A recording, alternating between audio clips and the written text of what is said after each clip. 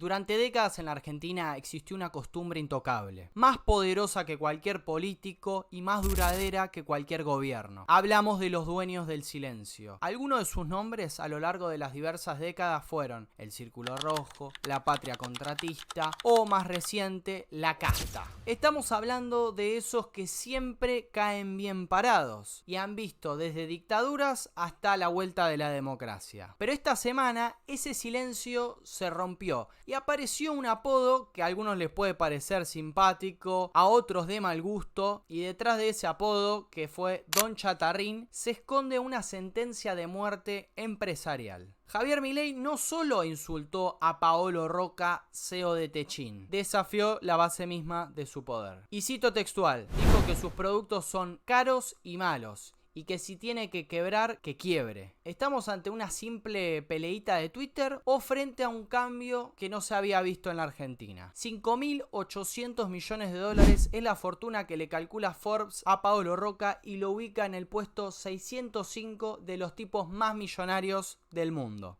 Durante 80 años, el apellido Roca construyó un imperio industrial que sobrevivió a dictaduras, crisis económicas y revoluciones políticas. Paolo Roca, el hombre detrás del grupo Techin, opera en 45 países y controla desde el acero que construye edificios hasta los tubos que sacan el petróleo y el gas en Vaca Muerta. Pero esta semana este imperio recibió algo que nunca antes había enfrentado, y es ni más ni menos que una humillación pública. Y acá viene lo más interesante, sacando de lado la polémica. Viendo que las discusiones internacionales se están trasladando cada vez más al ámbito local, ¿estamos siendo parte de un juego geopolítico en donde están en juego empleos, soberanía energética y la pregunta del millón? ¿Qué es realmente ser un empresario exitoso? ¿Cazar en el zoológico y obtener una rentabilidad extrafalaria? ¿O, como diría el presidente, servir al prójimo con bienes de mejor calidad a un mejor precio? Su abuelo, Agostino Roca, fundó Techin en 1945 y en casi 80 años la familia construyó un conglomerado que factura miles de millones al año. ¿Y a qué se dedican exactamente? ¿Y qué es un conglomerado? Bueno, es un conjunto de empresas que se dedican a diversas actividades. La mayoría de ellas tienen que ver. Podríamos definirla que es una empresa que mayoritariamente se dedica al rubro industrial, en donde se mezcla ingeniería, extracción de energía y otras tantas cosas relacionadas con eso. Un detalle curioso es que en Italia se dedican al sector de la salud. Sus dos empresas más importantes, que son Tenaris y Ternium. Por un lado, Tenaris, la joya de la corona, fabrica tubos sin costura para extraer petróleo y gas. Probablemente si querés sacar hidrocarburos del suelo en Latinoamérica, estés usando sus tubos. Por el otro lado, Ternium hace aceros planos, todo lo que necesitas para la construcción, automotrices y electrodomésticos. Y además, como estábamos diciendo al principio, se dedican a la ingeniería, la construcción, minería y hasta hospitales en Italia.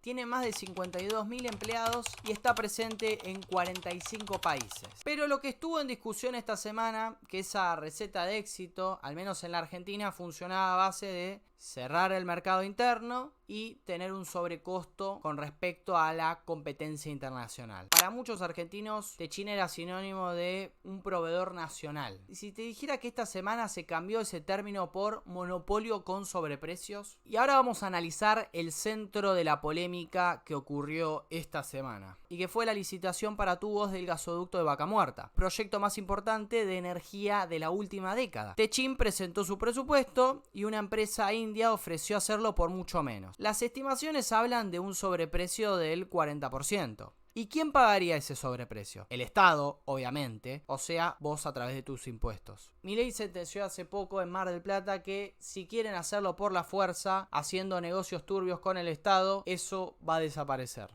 Y se generó esta diferencia entre empresario versus empresaurio. Este último término se utilizó para denostar a los empresarios que cazan en el zoológico. Pero siguiendo esta narrativa, si Roca es el villano, ¿Milei es necesariamente un héroe? ¿Sabés qué tienen en común Estados Unidos, la India, Alemania y hasta inclusive China? Todos protegen su industria del acero. ¿Por qué? ¿Porque aman a los empresarios que se dedican a este rubro? No, sino por una cuestión estratégica. De hecho, Trump puso aranceles al acero importado chino. China subsidia su industria de acero como si fuera una cuestión de vida o muerte. Si mañana hay una guerra, un conflicto o simplemente una crisis de abastecimiento global, y China o India deciden no mandarte los tubos, ¿con qué sacás el gas de vaca muerta? Algunos me pueden decir, bueno, una vez que ya lo tenés ya instalado, sorry, no pasa nada. O sea, porque lo puedes ir sacando y no tenés alguna complicación.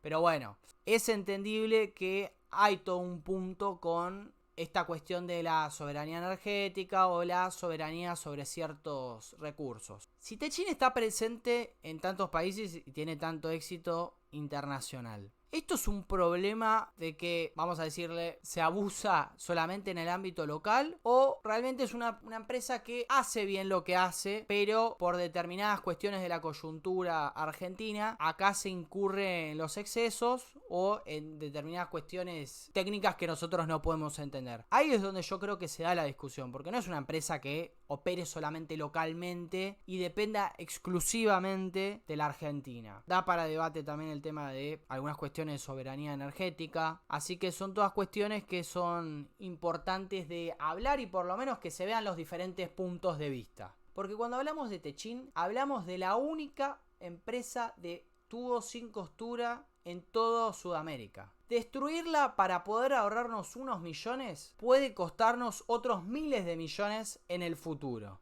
Y hay algo más que no se está diciendo en esta discusión. ¿O acaso esas empresas no tienen subsidios estatales ocultos? ¿No viene un poco todo este argumento de la guerra comercial porque ese tipo de empresas hacen dumping? El grupo Techin dice defender la industria nacional, pero seamos honestos. Lo que defienden es su margen de ganancia en dólares y su posición dominante. Y por el otro lado el gobierno dice defender el bolsillo de la gente, pero está dispuesto a dinamitar el tejido industrial con tal de que le cierren las cuentas en una planilla de Excel. Uno se podría decir que es por codicia y el otro es por dogmatismo o, algo más interesante, cambiar de casta o cambiar de grupo empresario que sea más afín a sostener a este gobierno, porque también lo que estuvo circulando, dicho por el propio Milei, es que Paolo Roca habría incitado la crisis cambiaria después de las elecciones de provincia de Buenos Aires del año 2025. Se dice que alguno de los instigadores fue el grupo Techin. En este tema no se está hablando simplemente de una defensa de la industria nacional o del bolsillo del contribuyente, sino que se está hablando de una narrativa del poder. Si gana Roca, vas a seguir pagando el gasoducto más caro porque tienen una posición dominante. Y si gana Milei y quiebra Techin, en el corto plazo se perderían 10.000 puestos de trabajo.